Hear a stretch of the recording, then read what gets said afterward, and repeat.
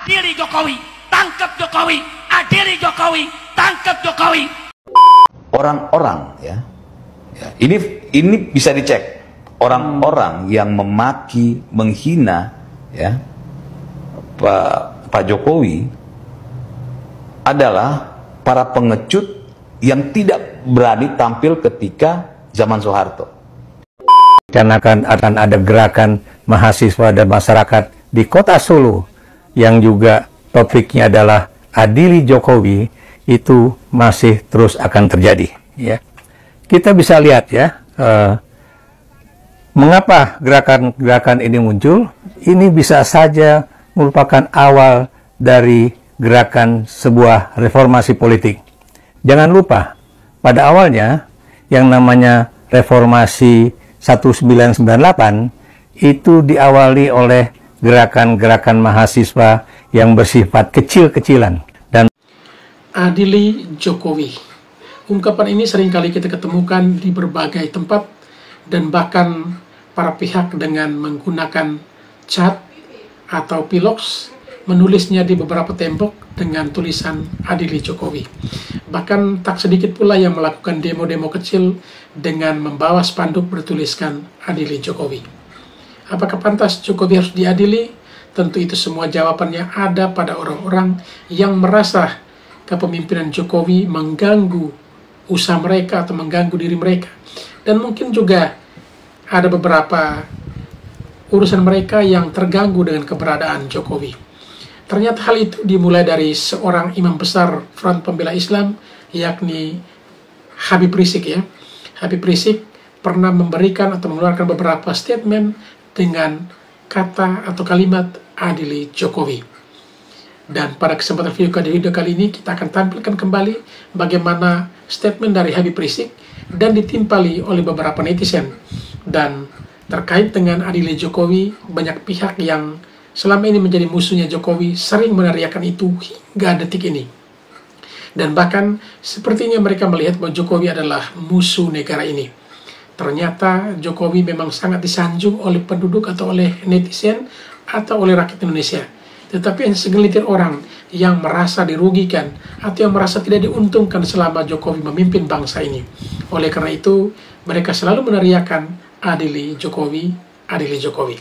Baik, seperti apa ucapan atau statement dari Habib Rizik dan bagaimana tanggapan dari para netizen terkait hashtag atau tagline adili Jokowi? Mari kita ikuti videonya satu persatu.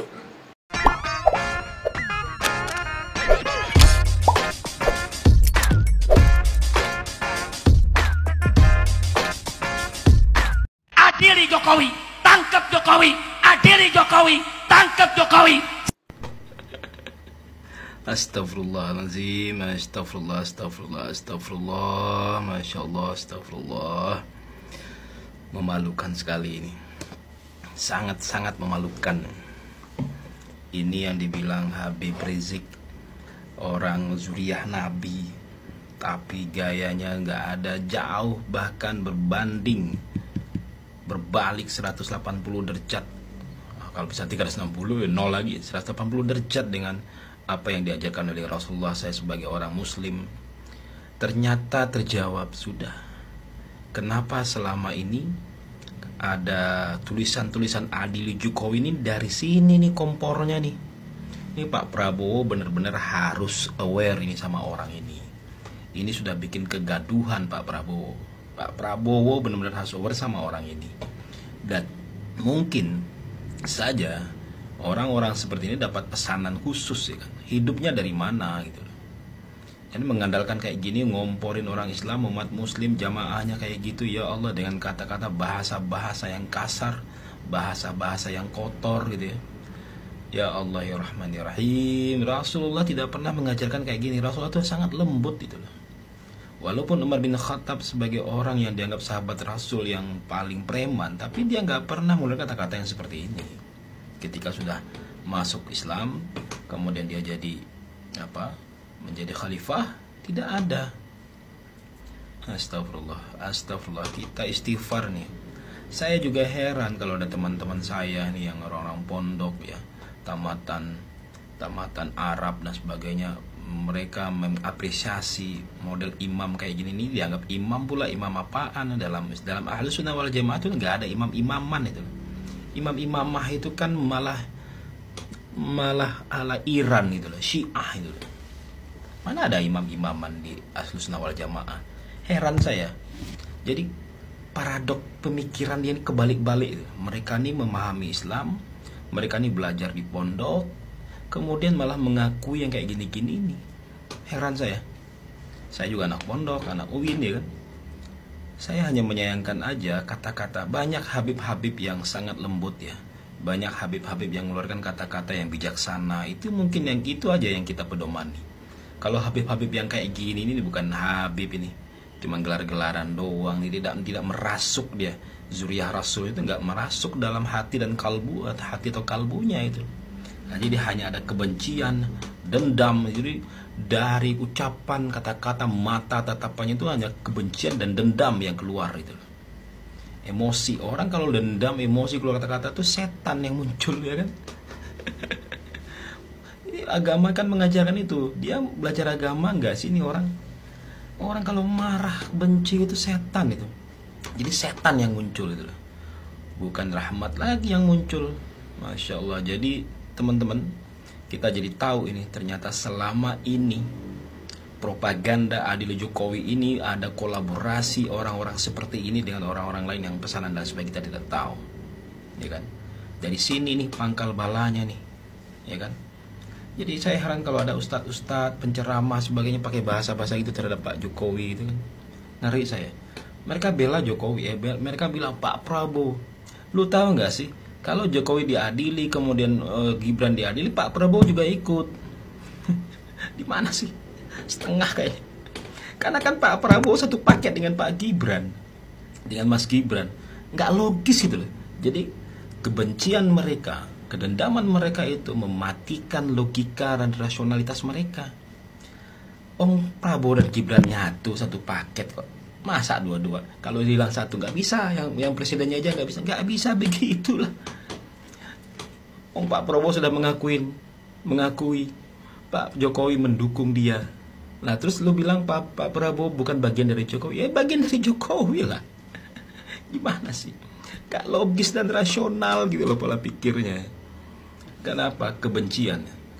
Kalau dalam bahasa Al-Quran itu sumun buhmun umyun fahum la yarjiun, telah dibutakan mata hati, telinga, mata mereka ini. Yang paling parah mata hatinya dibutakan. Yang ada adalah kebencian, dendam, kemarahan, yang semuanya ini bagian dari setan. Orang-orang ya, ini bisa dicek. Orang-orang yang memaki, menghina ya Pak Jokowi adalah para pengecut yang tidak berani tampil ketika zaman Soeharto. Coba you name it ya. Dan ini sudah kita bahas semua. Ya. Siapapun mau sebutin siapa? Sebutkan para pemaki-pemaki Pak Jokowi yang ketika mereka di zaman Soeharto sudah dewasa, zaman reformasi sudah ada. Mereka itu tidak pernah muncul, ya. Karena mereka tahu bahwa ketika mereka berbicara, selesai mereka. Jadi ayam sayur. Mereka memang ayam sayur, makanya apa namanya? Ya ini penonton ya, coba komen di bawah para pemaki-pemaki Pak Jokowi, ya.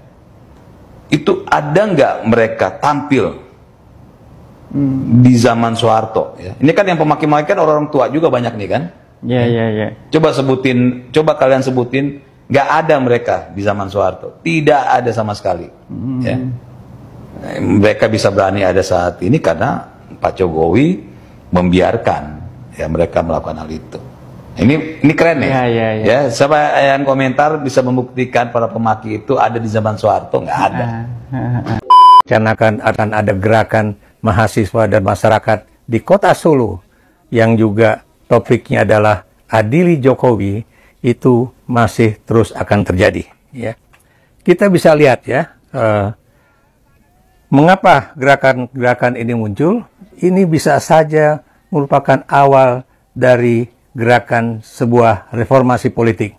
Jangan lupa, pada awalnya yang namanya reformasi 1998 itu diawali oleh gerakan-gerakan mahasiswa yang bersifat kecil-kecilan. Dan pada saat itu saya masih mengajar di sebuah universitas swasta di bilangan Cempaka Putih ya.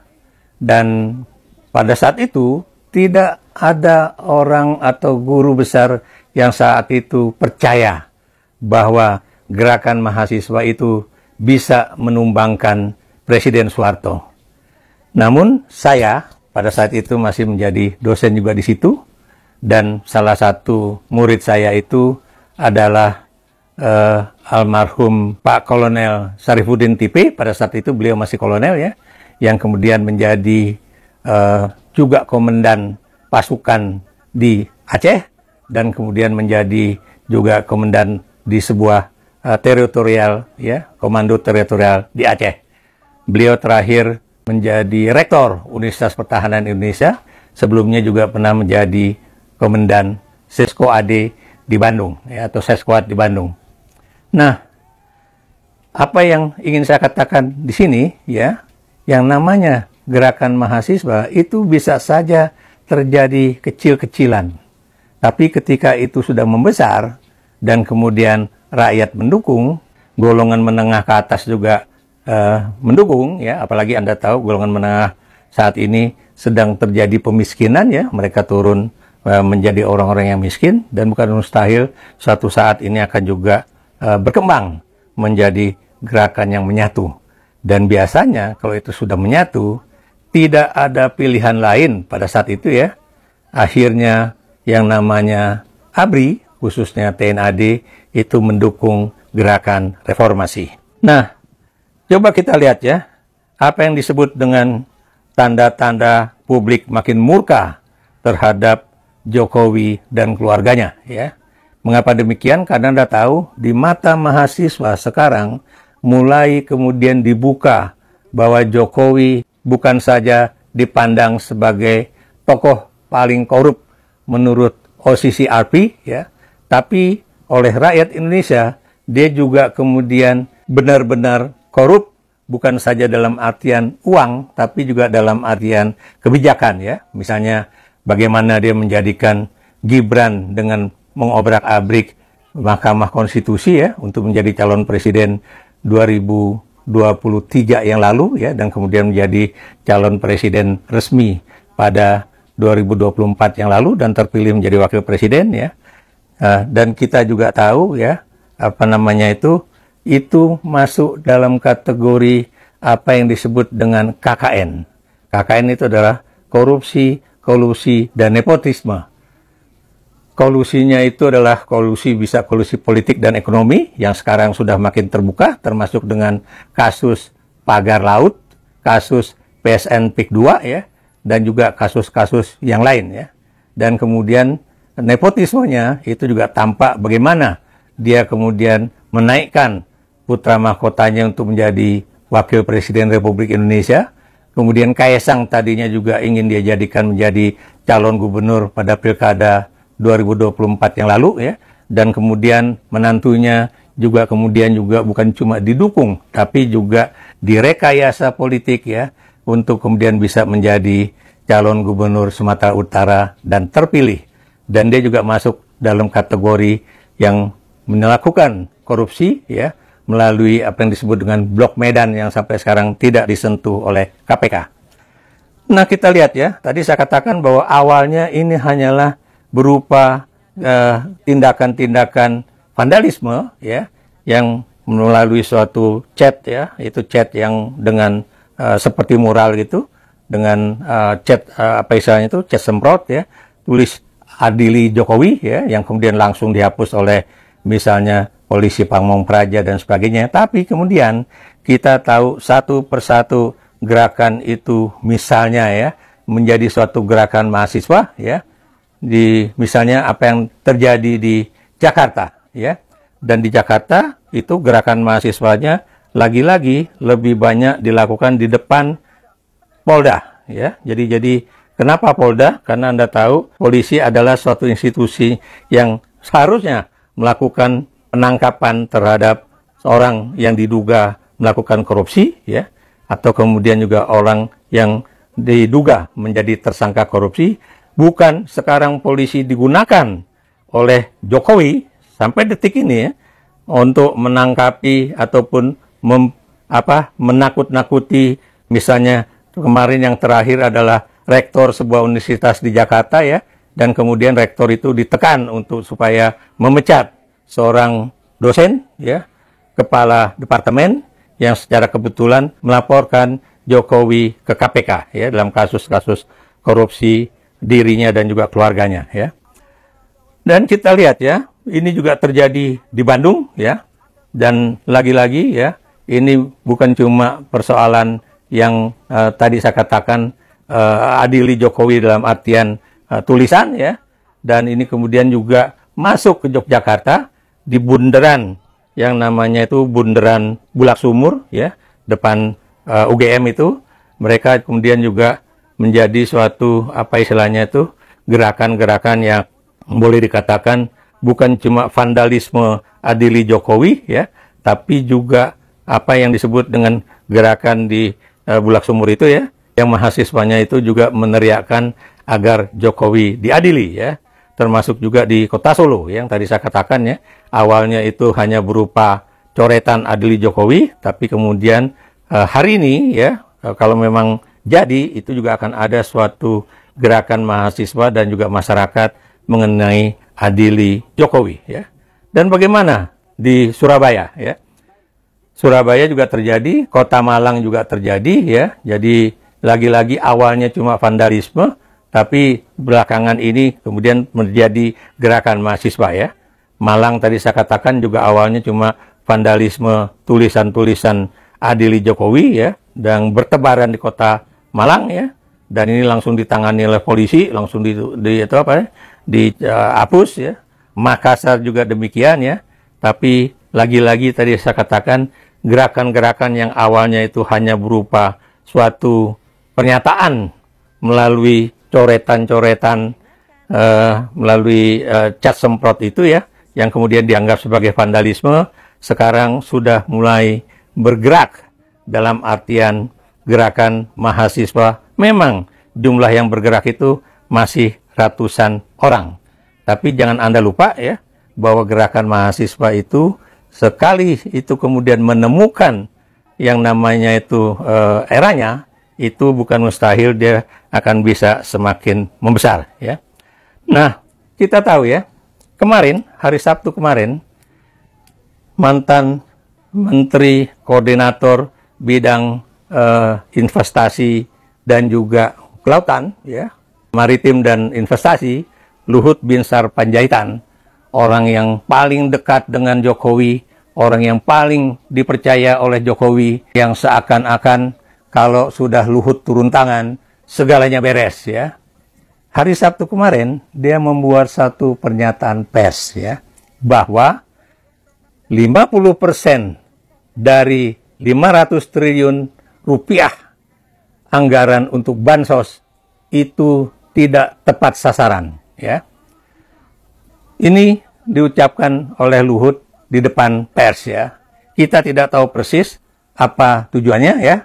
Apakah ini bagian dari ya menunjukkan bahwa dia memang memiliki suatu kekesalan tersendiri terhadap Jokowi, walaupun ada juga orang yang mengatakan bahwa Luhut tampaknya juga terkait dengan keinginan dia untuk memiliki atau mendapatkan yang disebut dengan digitalisasi bantuan sosial, ya. Walaupun saya juga sudah pernah mengatakan ya di dalam YouTube saya, ya, kalau Anda pergi ke daerah Jawa Tengah, ya, saya beri contoh daerah Pemalang atau daerah Semarang atau daerah yang daerah tersebut, ya, itu tidak sedikit rumah-rumah yang dibangun dengan batu, rumah buat saya rumah permanen, bukan setengah permanen, ya. Justru di tembok depannya itu tertulis bahwa ini keluarga prasejahtera, dia penerima bantuan sosial dan kemudian macam-macam lah, ya. Tapi kalau Anda masuk sedikit ke daerah kampung yang sebetulnya rumah-rumahnya itu adalah rumah-rumah kumuh, ada yang juga separuh dinding, separuh gedek, ya, separuh bilik, justru tidak ada ya tempelan ataupun tulisan semacam itu. Di sini menunjukkan bahwa apa yang dikatakan oleh Pak Luhut Binsar Panjaitan itu benar, ya, bahwa memang pendataan mengenai bansos itu nggak benar. Nah, beliau hanya mengatakan bahwa dia mengamatinya itu selama 5 tahun. Tapi kita tahu yang paling tidak benar itu adalah bagaimana pembagian bansos pada saat menjelang pemilihan presiden pada 2024 yang lalu, ya. Dan ini juga adalah salah satu penyebab, ya, mengapa Prabowo dan Gibran kemudian bisa melenggang menjadi presiden dan wakil presiden terpilih, ya. Jadi apa yang ingin saya katakan di sini, sekarang satu persatu orang dekat Jokowi itu juga sudah mulai bicara bahwa ada yang tidak benar yang dilakukan oleh Jokowi. Terlepas dari Pak Luhut itu tidak bicara mengenai Jokowi, tapi yang jelas yang namanya tata laksana pembagian bansos itu terjadi pada era Jokowi dan kemudian terlebih lagi pada era ketika pemilihan umum, ya, baik itu pemilihan legislatif ataupun pemilihan presiden, ya, dan juga sebetulnya juga pada pemilihan kepala daerah kemarin, ya. Ini yang lagi-lagi di dalam YouTube saya berapa waktu yang lalu saya juga mengatakan bahwa Jokowi itu tetap mempertahankan jumlah orang miskin, bahkan katanya jumlah orang miskin berkurang, tapi kesenjangan kita tahu makin meningkat, ya, dan itu yang menyebabkan makanya rakyat lebih banyak yang kemudian tangannya di bawah mengharapkan baik itu bansos ataupun kemudian uang yang dimasukkan ke amplop dan dibagi-bagikan pada saat pemilu kemarin, ya. Jadi, tadi saya katakan, ya, kalau ini kemudian gerakan ini terus bertambah, terus memuncak, ya, bukan mustahil yang namanya gerakan tuntutan agar Jokowi ini diadili harus benar-benar dipenuhi oleh aparat keamanan, aparat hukum, ya, yaitu kepolisian, kemudian juga kejaksaan, dan juga KPK, ya. Sebab kalau ini tidak terjadi, bukan mustahil tuntutan masyarakat agar Prabowo itu juga misalnya diganti, itu bisa terjadi. Misalnya awalnya dari tuntutan agar Gibran Rakabuming Raka itu diganti, bukan mustahil akan terjadi. Dan saya buktikan Jokowi tidak punya ijazahnya. Halo Bang, saya tantang Bang, coba buktikan semua ucapan Abang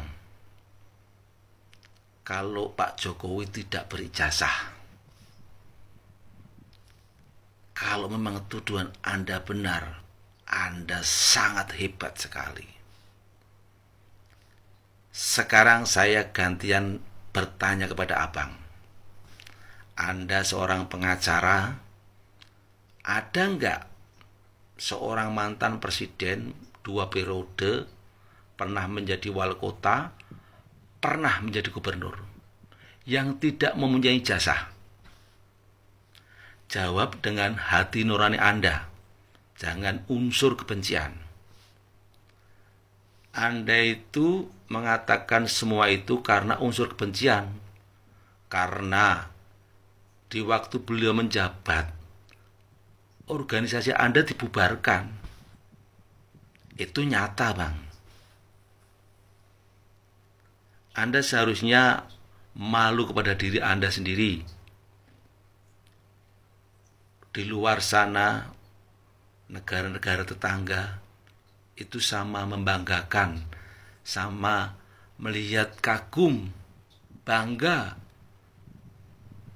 dan masyarakat pada umumnya bangga kepada beliau. Sekarang Anda, seorang warga Indonesia, tidak mempunyai rasa bangga, bahkan menuduh Pak Jokowi tidak berijazah. Ini manusia jenis apa Bang Anda, Bang? Faham, Bang? Selidiki dan adili Jokowi masalah penjualan aset Indosat ke pihak asing. Ayo selidiki dan adili Jokowi. masalah terlepaskannya 3 pulau yang kaya akan minyak mentah, yaitu Pulau Sipadan, Nipah, dan Likitan. Selidiki dan adili Jokowi masalah pungli pungutan liar retribusi IPT Surat Ijo yang ada di kota Surabaya. Duitnya kemana? Selidiki dan adili Jokowi masalah dijual murahnya gas alam yang ada di Papua Barat ke Cina. Ayo, ingat, selidiki dulu baru mengadili ya.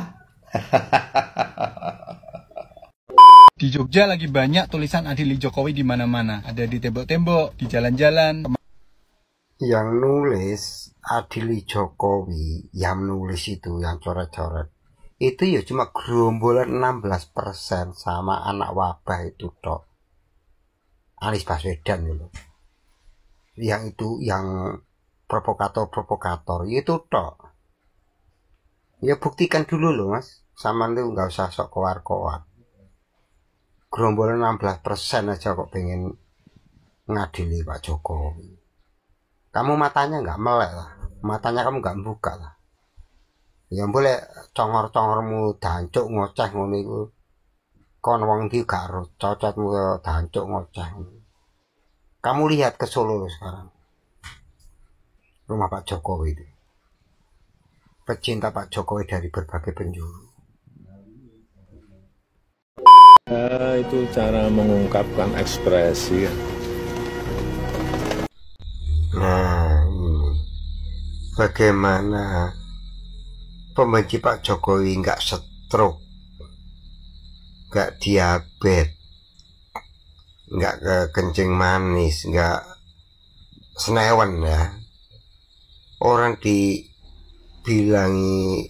Pak Jokowi singkatannya mau diadili, di apa? Dijawab dengan santai.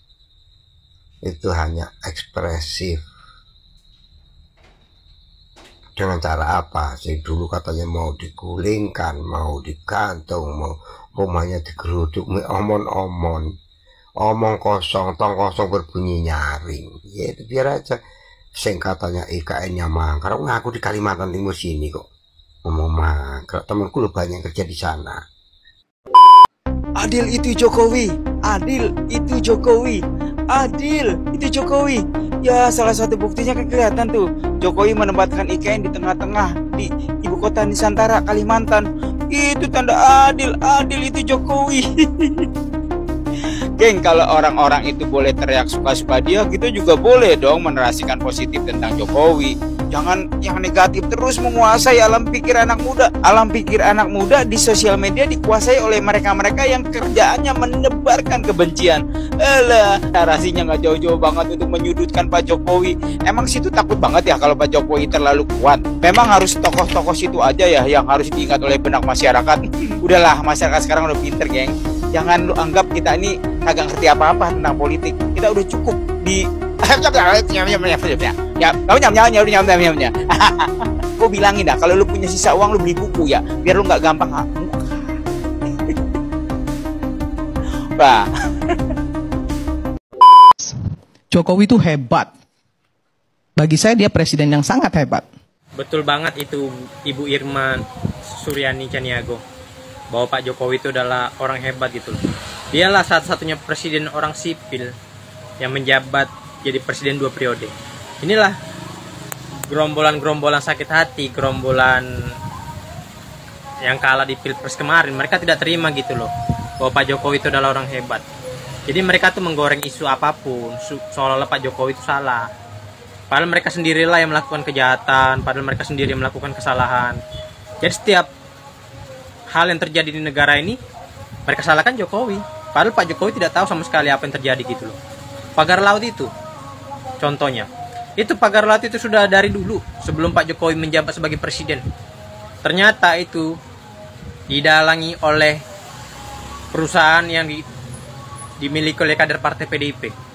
Jadi jangan heran, pagar laut itu. Baru sekarang kan digorengkan, dulu kemana aja. Jadi mereka ini mencari duit dengan cara menggoreng isu supaya apa? Supaya mereka bisa menjatuhkan Pak Jokowi, supaya mereka bisa memfitnah Pak Jokowi. Dengan cara seperti itu, mereka bisa makan dan mendapatkan uang. Inilah gerombolan-gerombolan sakit hati ini. Gerombolan orang-orang yang tak jelas ini. Cara makan mereka seperti itu. Kalau mereka tidak melakukan seperti itu, mereka tak bakalan mendapatkan uang. Orang yang demo-demo itu pasti orang bayaran gitu loh. Saya yakin itu. Kalau mereka tidak dibayar, mana mau mereka demo. Ini yang terjadi. Seharusnya mereka tuh berpikir sebelum bertindak gitu loh. Jangan sampai merugikan diri mereka sendiri. Dan untuk masyarakat Indonesia pasti setuju mendengar ucapan Ibu Irma Suryani ini, bahwa Pak Jokowi itu adalah orang hebat, presiden hebat gitu loh. Selama beliau menjadi presiden tak pernah beliau membalas caci makian, hinaan dan umpatan dengan hal-hal yang jahat. Tetapi Pak Jokowi selalu membalas dengan senyuman dan juga sopan santunan. Itu saja sih yang saya katakan. Terima kasih.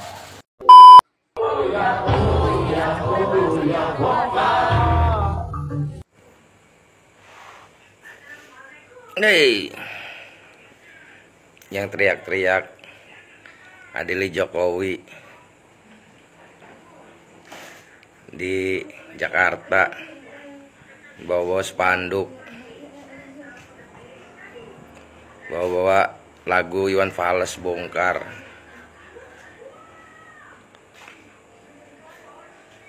Semakin banyak keinginan kalian menghancurkan seseorang karena rasa tidak suka, karena rasa benci, itu tidak akan berdampak. Kalau memang kalian punya bukti, nggak usah 1, 2, 3, 4 indikasi. Negara kita negara hukum. Tunjukin, bawa ke pengadilan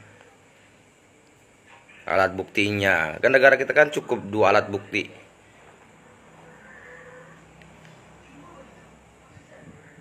Setiap hari teriak-teriak, setiap hari teriak-teriak. Mungkin pola cari nafkah, cari makan kalian seperti itu. Dengan menghina, menghujat seseorang. Dan perut kalian kenyang karena dapat upah. Kasihan anak istri kalian juga. Yang ibu-ibu kasihan. Anak ibu dikasih makan dengan teriak-teriak. Padahal ibu sendiri, bapak sendiri nggak tahu apa yang dilakukan Pak Jokowi. Kejahatan apa yang dilakukan Pak Jokowi. Sadarlah. Saya mendukung kalau memang Pak Jokowi punya salah dan bukti. Dan melanggar undang-undang. Dan melanggar hukum yang ada di Indonesia. Kalian teriak-teriak susah. Negara demokrasi, bebas berpendapat. Memang negara kita demokrasi. Kata kalian demokrasi kita diinjak-injak. Konstitusi kita diinjak-injak. Konstitusi yang mana? Diobrak-abrik sama Pak Jokowi. Demokrasi yang mana?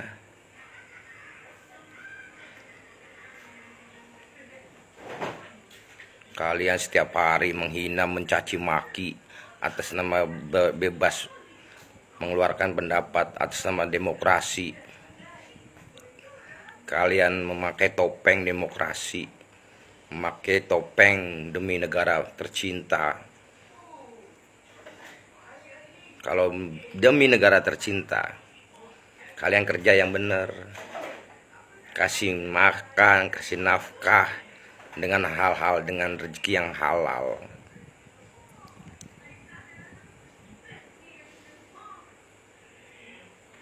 Introspeksi diri. Kalau di Jakarta wajar, gue juga pernah merasakan jadi orang bayaran ikut demo. Nggak sepadan nilai yang kalian terima sama sakit hati kita, sakit hati kalian. Dan para pembenci, saya berharap jangan punah dulu sampai yaumul kiamat. Sampai kalian hidup di atas penderitaan tingkah laku kalian itu. di atas mulut-mulut dan hati kalian yang busuk. Saya jamin kalian gak bakal kaya dengan mencari nafkah, dengan cara pola-pola ikut-ikut demo, ikut-ikut menghujat, padahal gak tahu tujuan yang sebetulnya. Kalian mengatasnamakan rakyat. Saya rakyat tidak pernah menyuruh kalian mewakili suara saya. Nih, rakyat Mulyono. Saya juga rakyat. Sah. Saya tidak pernah dapat bansos. Saya tidak pernah dikasih apa-apa sama Pak Jokowi. Saya menikmati subsidi. Dan mungkin kalian juga menikmati subsidi dari pemerintah. Tapi kalian nggak sadar bahwasannya subsidi itu dari siapa? Dari pemerintah juga. Dan itu kinerja para pemimpin kita. Cukup puas kalian. Semua yang ada di Indonesia ini, permasalahan kecil aja selalu atas nama Jokowi. Kesalahan Pak Jokowi. Cuma itu doang yang bisa kalian lakukan. Jangan pernah berubah pola pikir kalian. Dan jangan pernah punah rasa kebencian kalian sama Pak Jokowi dan keluarga. Teruslah menyerang Pak Jokowi. Dan kalian lupa bahwasanya saat ini pemerintahan di tangan Pak Prabowo dan Mas Gibran. Pak Jokowi sudah jadi rakyat biasa. Dibanding kalian yang membenci, lebih banyak yang sayang sama Pak Jokowi, yang cinta sama Pak Jokowi karena kinerjanya. Contoh soal gini, satu kotak itu kalau padat itu nggak akan berisik. Misalnya satu kotak itu ada 12 botol, padat dia nggak akan berisik. Tapi kalau kotak itu cuma isinya 1-2, itu digoyang aja berisiknya minta ampun. Itulah kalian. Oke? Saya nggak perlu izin speech sama orang-orang yang nggak ada nilai, nggak memberi pelajaran, nggak memberi pendidikan yang baik buat masyarakat, khususnya penggemar TikTok. Kalian sudah menyebarkan kebencian. Kalian sudah bangga menjadi pembenci Pak Jokowi dan keluarga.